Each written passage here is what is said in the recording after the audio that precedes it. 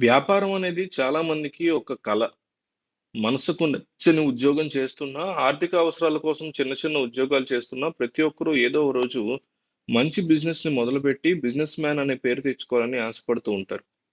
అయితే సరైన సమాచారం లేకో, అవగాహన లేకో చాలా మంది ఆలోచన విరమించుకుంటారు.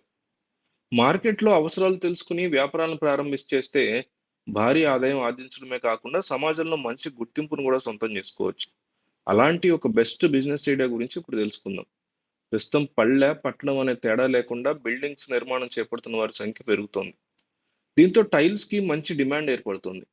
ఈ టైల్స్ బిజినెస్‌ను ప్రారంభించడం ద్వారా భారీ ఆదాయాలు ఆర్జించవచ్చు. అయితే టైల్స్ తయారీకి ఎంత పెట్టుబడి కావాలి?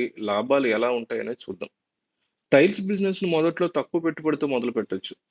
టైల్స్ తయారీ యూనిట్‌ని ప్రారంభించాలంటే కనీసం 250-300 గజాల స్థలం అవసరం పడుతుంది. అలాగే కరెంటు, నీరు సదుపాయం ఉండాలి. అవసరమైన లైసెన్సులు తీసుకోవాలి. ఇక టైల్స్ తయారీ కొన్ని రకాల మిషనరీలు అవసరం పడతాయి. వీటిలో ఒకటి కాంక్రీట్ మిక్సింగ్ మెషిన్. టైల్ ఆధారికి తయారీకి అవసరమైన మిశ్రమాన్ని వీటితో తయారు చేస్తారు. వీటి ధర రూ. 1,00,000 ప్రారంభ ధర అందుబాటులో ఉంటుంది. అలాగే కలర్ మెషిన్ కూడా అవసరం పడుతుంది. వీటితో పాటు టైల్స్ తయారీకి మౌల్డ్స్ అవసరం పడతాయి. టైల్ ఆకారం ఈ మౌల్డ్స్ మీద ఆధారపడి ఉంటుంది. వీటి ద్వారా రూ.